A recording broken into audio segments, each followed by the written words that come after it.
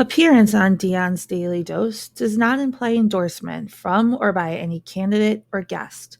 The views, thoughts, and opinions expressed by Dion Bergeron or Dion's Daily Dose are his own and do not represent the views, thoughts, and opinions of any guest.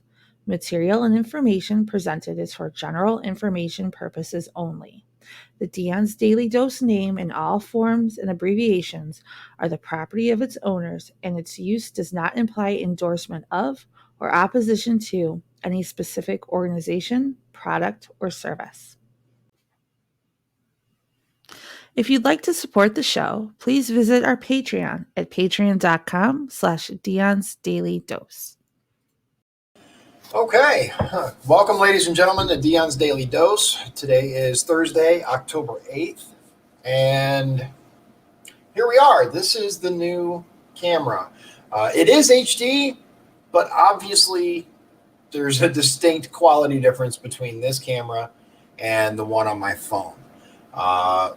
What do you think? Unfortunately, I'm kind of stuck when it comes to using this camera for my short single issue videos, because trying to use the one on my phone, for whatever reason, it won't attach via USB to the computer. It'll only do it via Wi-Fi, and it's causing tiny little hitches. But at least this is smooth. I don't see any lag. I don't see any issues. Again, it's not super high quality compared to, but I don't know. What do you think? What do you think about this camera compared to the other one? You think it's okay enough that at least I can do the? Oh, Connie, I am stuck. What are you stuck at, Connie? Are you talking about this one, or because obviously the other camera is significantly higher quality? It's like more zoomed out. You get more of a view of the room. This one's kind of zoomed in, and I had the light up, and it made my face like super red for some reason. I'm not thrilled with it, but it's definitely smoother. So I don't know. I think I'll use it. Definitely going to use it for doing my single issue videos. It's not phenomenal, but the question is, do I use it for my dailies, or do I use my phone camera? I'm really leaning towards the phone camera, even with the occasional hiccups. I'm also going to see if any of you know any good software that allows you to use an Android phone as a webcam via USB. Let me know. I'm willing to pay a few bucks if that's what's needed. Right now I'm using, what's it called? Droid Cam. Yeah, Jack says focus is better. Colorization needs a little help. I would agree. Yeah, it doesn't blur when I move. There's that. It's not bad. I mean, here's the thing. I don't need it to be super HD or anything like that. Part of the issue I think that was causing so much lag on my camera is the fact that it's like an 8K camera. So there's tons of pixels. Colorization, I wish there was a way to adjust the color on it. I'll have to check into that, because it does. I'm going to show you real quick. I'm going to turn the light up here. Oh, look how red it makes my face look.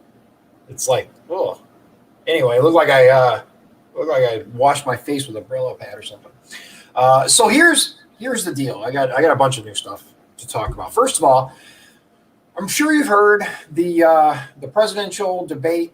Second one is not going to be happening. They wanted to make it virtual instead of having an actual debate, and Trump's like, no, that's dumb.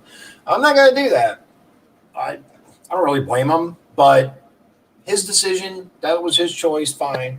But unfortunately, since they insist on it being virtual, since they insist on that's the only way they're going to move forward with it. Oh, Jack says as I lean back, it's better. So maybe a reflection. It might be. We can roll with this. I'm going to use this tonight anyway. But let me know whether you think current or phone camera.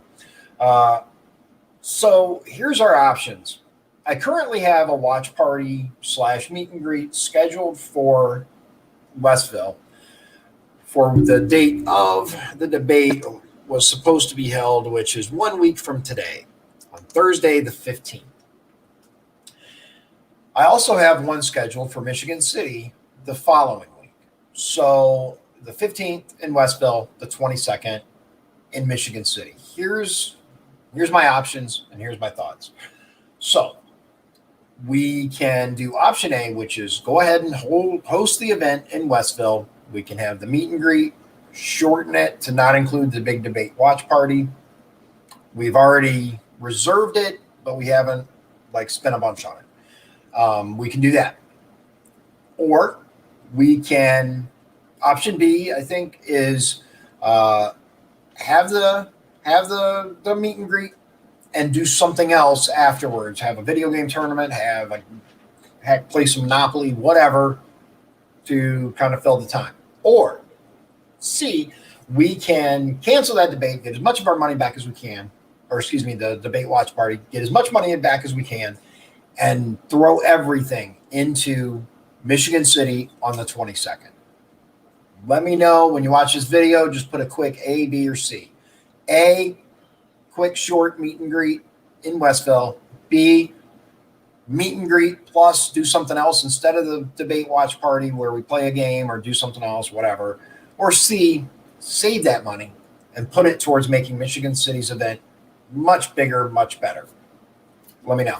I don't know if you guys saw this. I just posted this. I know Connie saw it because she liked it, the post. But this mayoral candidate in Texas was arrested for voter fraud. He had tons of ballots in his house, 25, I believe it was. They charged him with 80-something counts of here, I'm going to show you. Yeah, there it is. Texas mayoral candidate arrested. Let's see. Okay, here we go. This is CBS. Okay, charged with 100 plus counts. Here it is. Oh, no, wrong one. All right, there it is. I'm going to show you. Here. Thank you, Sean, for that. There it is. So here it is, ladies and gentlemen. There's an ad on the screen right now, but here, I'll show you. This guy, Zul Mirza Mohammed, which sounds, wait, is this the guy? Denton County, yeah, charged him with 109 felonies. Is this the right one? Is there another one? I think this is him. So he got a P.O. box, and he filled out 80 plus. There it is, 84 counts of fraudulent use of a mail ballot application. City of Carrollton, Texas. He was arrested and taken to the Denton County Jail. 25 counts of unlawful possession of ballot envelope without request of voter, and 84 counts of fraudulent use of mail ballot application. The fact that we caught it this time doesn't mean it hasn't happened in elections past. I'm sure it has. Just people are paying more attention. I think election officials are paying more attention. I think they're keeping a closer eye on it. I personally believe voting by mail is a dangerous thing, Murphy said. So there you have it. Yeah. Wow. Right.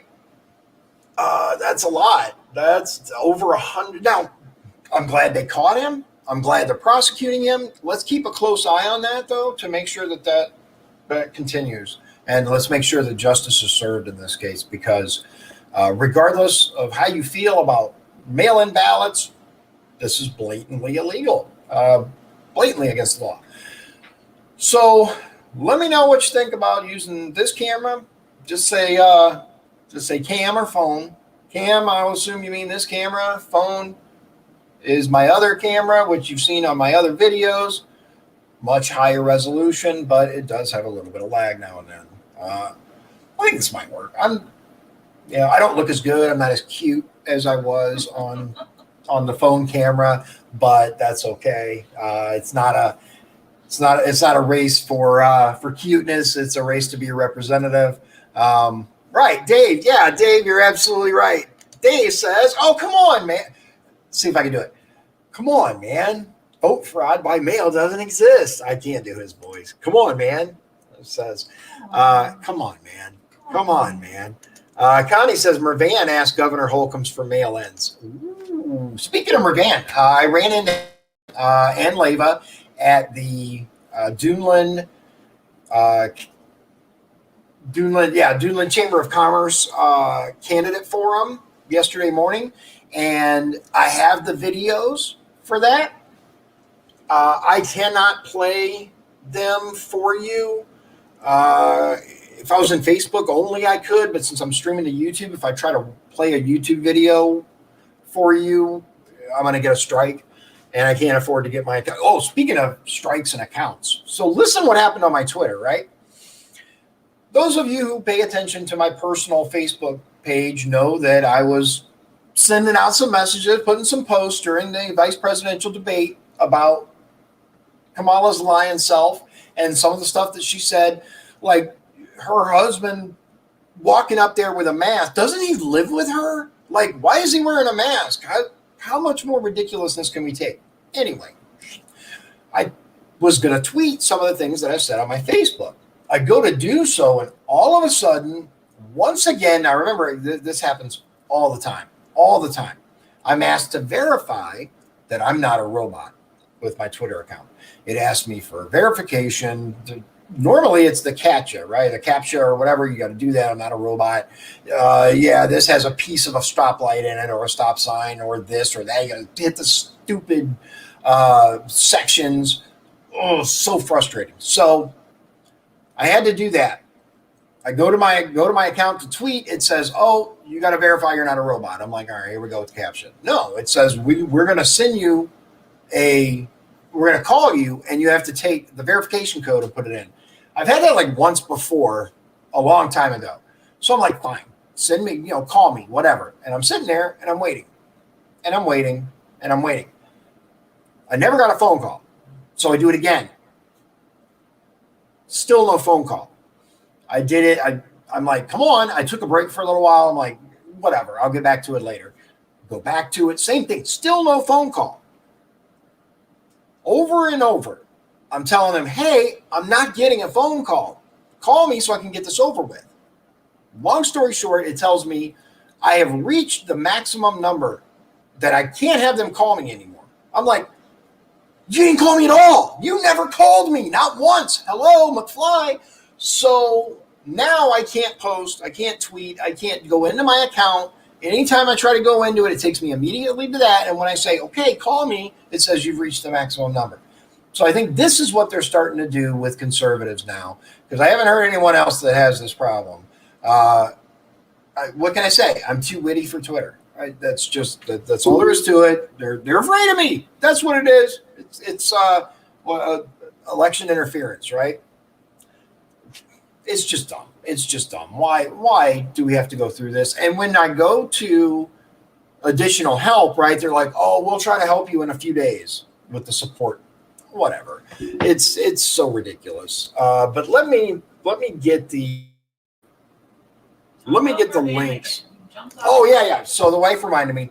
So I go to this candidate forum, which I'll give you the link to watch those videos. I personally, I'm going to go ahead and give you. Connie, thank you. I appreciate that. Connie says, I think you're handsome. If Liz dumps you, let me know. Just kidding. Thank you. I appreciate that. So while I was there, unfortunately, Leva showed up late, but at least he didn't cut in front of the camera. My opponent showed up late and cut right in front of the camera while I was doing my speech. Anyway, you can see her. Anyway. I'm not going to say anything negative about my opponent other than I felt her speech was uninspiring. There were no valid reasons given why people should vote for her. And one of the things, which I will give you the link so you can see it yourself. She says she didn't even want the job in the beginning. But now that she's there, she'd like to do it again. What? Okay. So Mervan comes in, and of course he's doing his thing. He's going up to, hi, I'm Frank Mervan. I'm, running for this, and I'm going to be that, and blah, blah, blah, blah, blah. I wish that Leva would have gotten there earlier because he could have followed right behind him and introduced himself. But it is what it is. So I'm talking to him. I said, "Hey, congratulations on your primary win. Thank you." He's talking to Mike Fish, who's running for judge.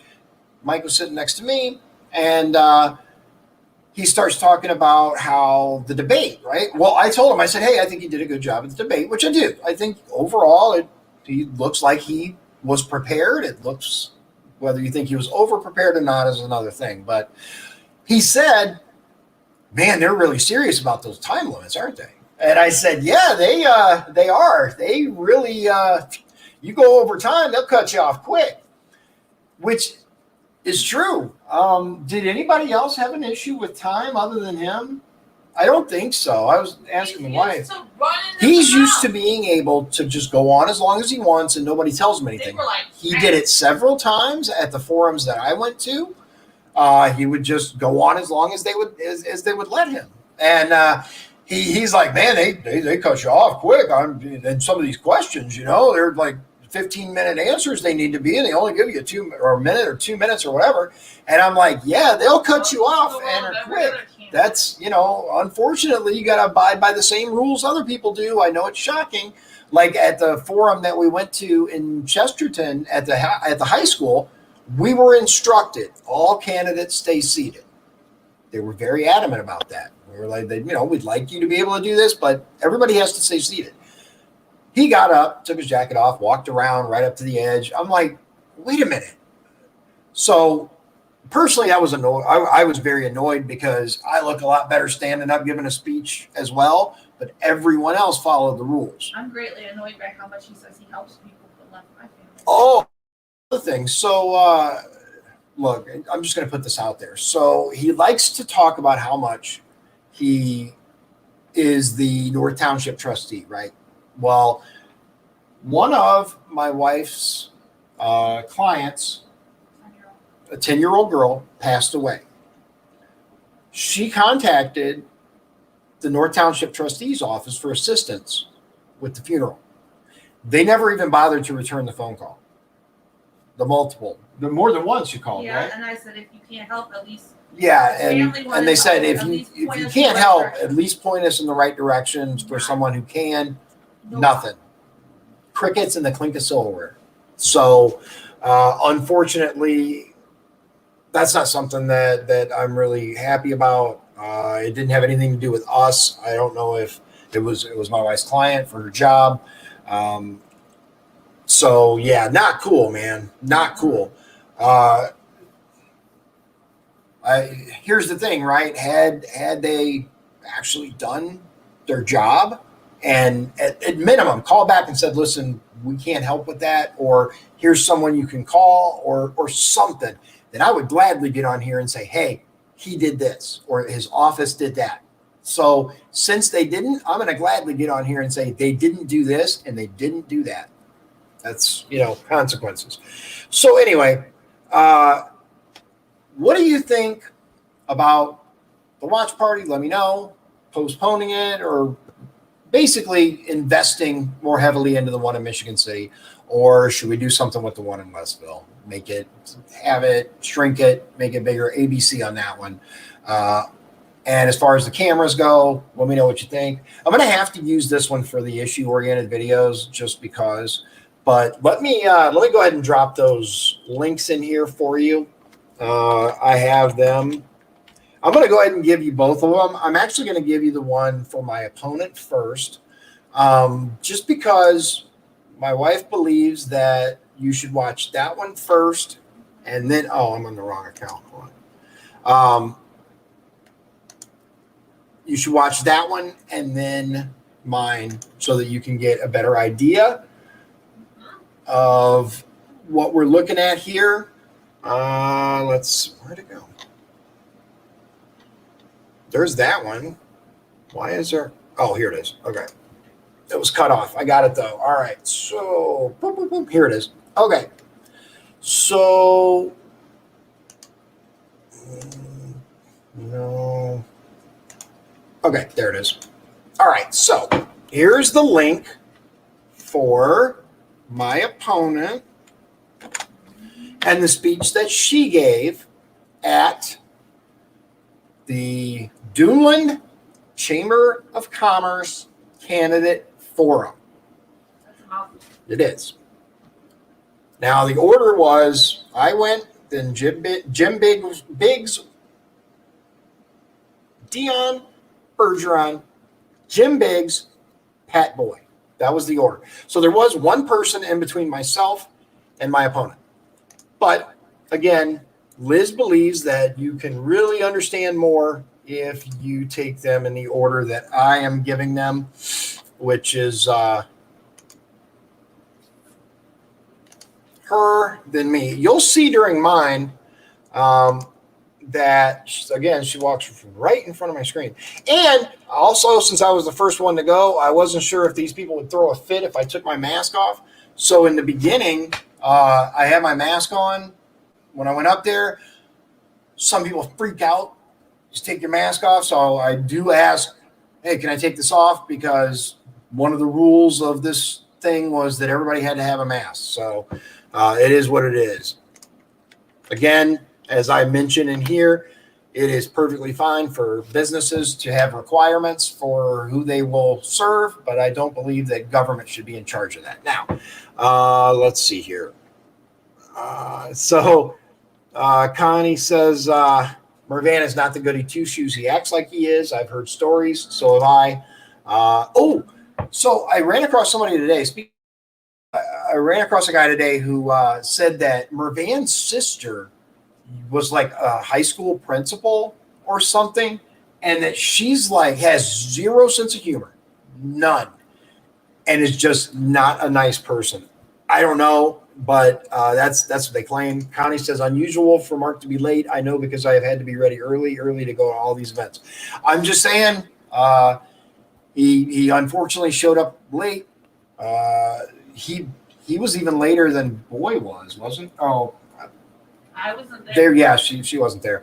I'm trying to remember. I know, yeah, he was, because all the chairs were full by the time he got there. So he had to get a chair and put it by the coffee and stuff like that in the room.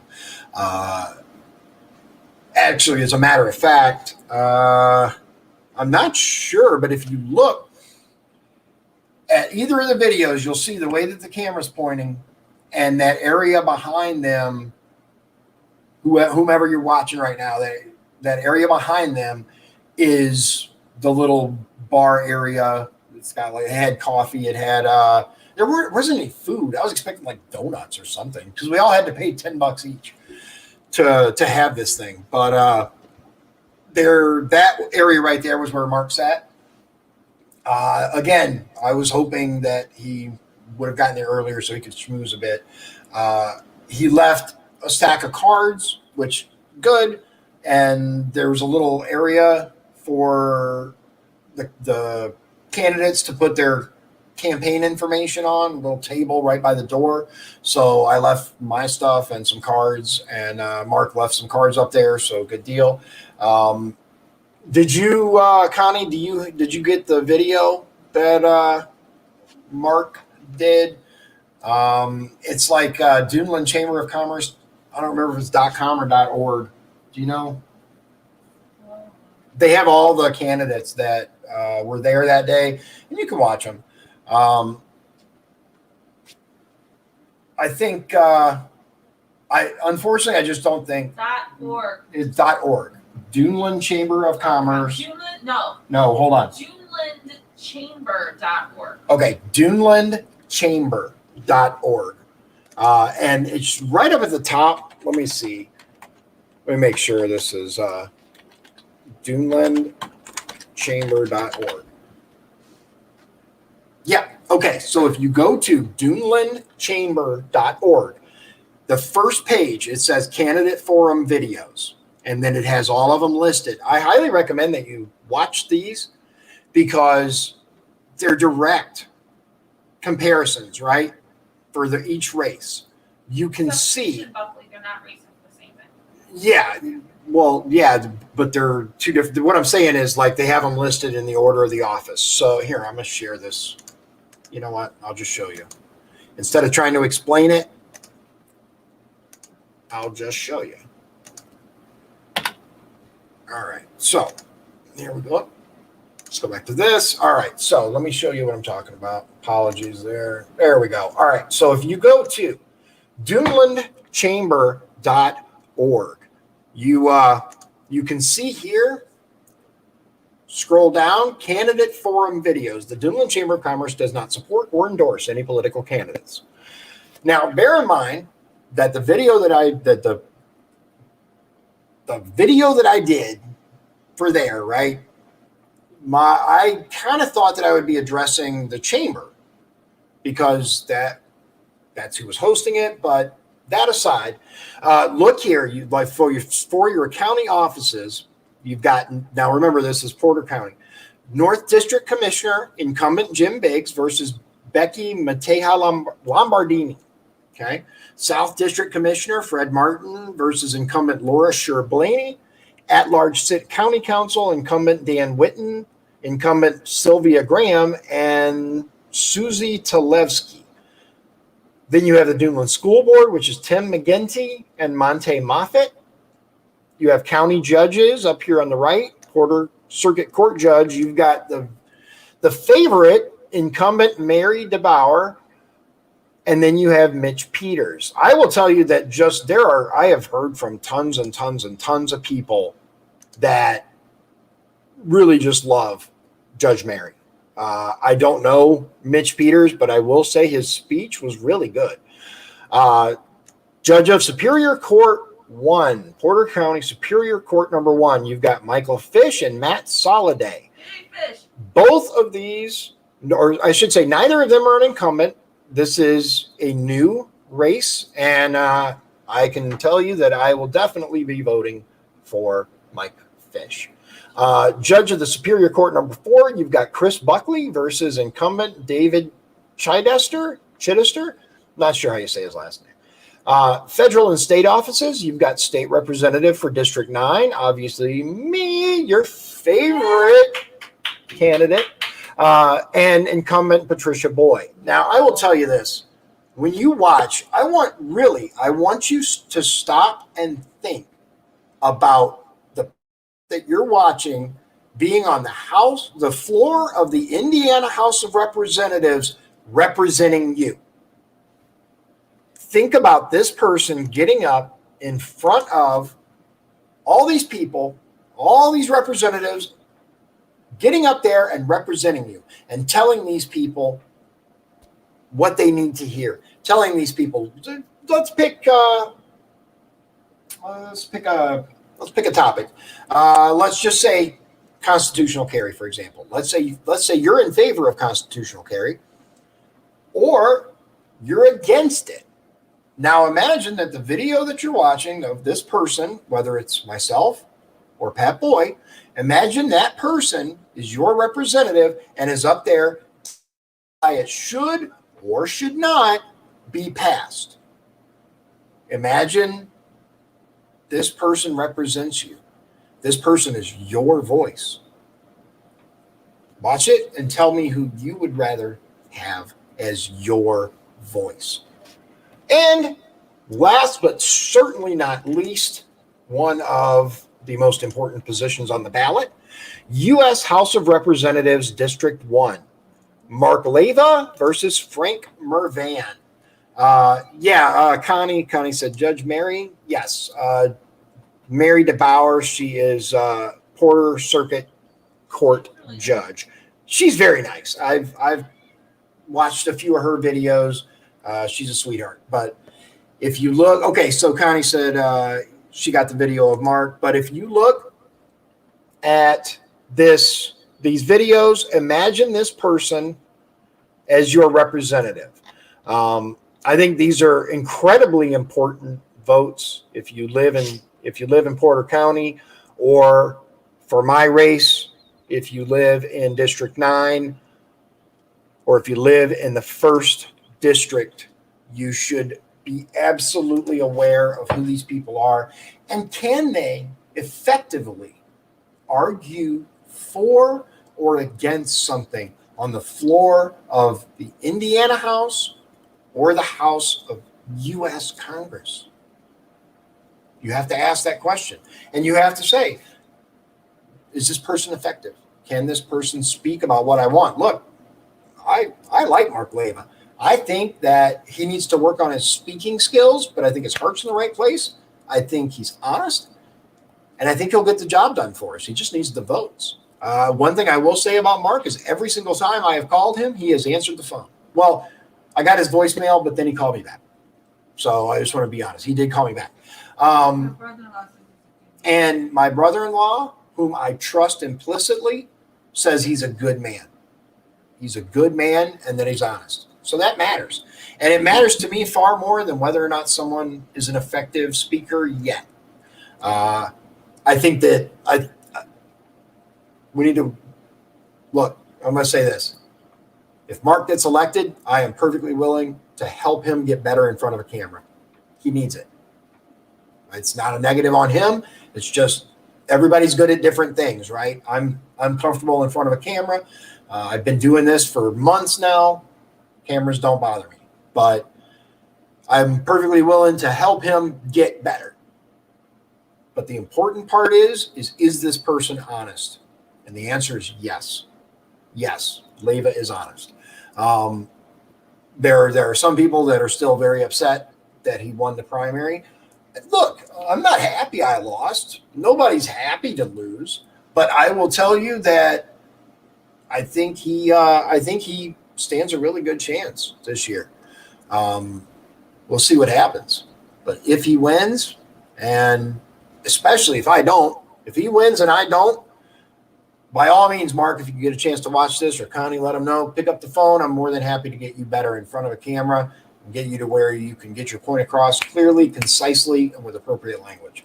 I think that's down here, though, on the importance scale. But I will say this. If you watch the difference between myself and my opponent, in my opinion, did not give a single good reason, much less a good reason, that people should vote for them. I didn't even know their own office. Yeah, they kind of stumbled over the wording. Again, that's less important than other things. But this person also needs to be able to get up there and say, hey, this bill is this. I'm voting for it because this. And especially if they're going to introduce legislation, they need to be able to argue effectively for that legislation. This person couldn't even argue effectively for why they should be elected. That tells me a lot. I have nothing against my opponent on a personal level, nothing. I disagree with her politically, obviously, or I wouldn't be running against her, but I don't feel that my opponent can effectively represent me in the Indiana House at all. All right, we're at the 30-minute mark, so I'm going to cut it here, but I'm going to tell you this, ladies and gentlemen. There are a lot of good candidates on the ballot this year. There are a lot. And we need to help these people get elected. Going into the voting booth is not enough. We are up against big, big money. Frank Mervan, for example, has hundreds of thousands of dollars at his disposal. I don't know how much Mark Leva has raised. I hope he's raised a lot. But help out. Up and down the ballot. If you can volunteer your time, reach out to their campaigns. Whomever you believe in, watch the videos. Up and down the board, watch the videos. Find the people that you believe are going to make the difference you want. And do what you can for them. Up and down the ballot, from school board to representative to president, do what you can. If you have $5, donate it to their campaign. If you have no money, which, hey, I get it. I'm actually looking at a medical procedure pretty soon. It's going to be very, very expensive. So I understand I understand, and I'll get into more of that soon once I kind of know what I'm going to do. But though it's no secret, I had surgery, a minor surgery, February. What was it? Yeah, in February, and there are now some issues with that surgery that have to be taken care of. Like I said, I'll get into more of that later. But I know what it's like to struggle for money. If you don't have money, volunteer your time. Knock doors for them, make phone calls for them, spread their message on Facebook, talk to your friends, talk to your family that live in the district. Tell them why you believe in this candidate. Be nice. Don't bash their candidate. Just tell them, hey, I think this person would make a better candidate because. Don't say that your person sucks because. Say, listen, I think my candidate would be better for this office because they really effectively tell the truth. They present good arguments. All these things, whatever it is for that position, focus on that and spread the word. It's going to take all of us up and down the ballot to get good people elected. Listen, if you're already voting, if you've already voted and you cast your vote for me, thank you. I greatly, greatly appreciate that. I appreciate every single vote. If you have not voted yet and you're going to vote for me, thank you. I greatly appreciate that. If you are undecided, watch these videos. Watch them and you tell me which one would be better. One last thing before I log off and sign off, go to vote411.org. Vote411.org. And if you can put in my campaign address headquarters into the if for example you live outside my area, I'm going to give you the address. I'm going to type it into type here real quick. You can use this for the address when you go to vote411.org if you happen to live outside of my district. Go to vote411.org, put that address in, go to show me who's on my ballot, go to state representative for District 9, and just look at the answers. Just look at the answers side by side. If you can go to Ballotpedia or any of the other number of other ones out there, but they finally put my answers up for Vote 411, and personally, I'm kind of proud of them. Watch the videos, look at the difference between the candidates, and decide. If you believe in someone, though, take the time to help. Thank you, ladies and gentlemen, for your time. I greatly appreciate it, and as always, God bless you, God bless Indiana, and God bless the United States of America. If you'd like to support the show, please visit our Patreon at patreon.com/Dion's Daily Dose. This has been Dion's Daily Dose, hosted by Dion Bergeron. Executive producers, Sean Holgram and Michael Beebe. Copyright 2020. Dion's Daily Dose, all rights reserved.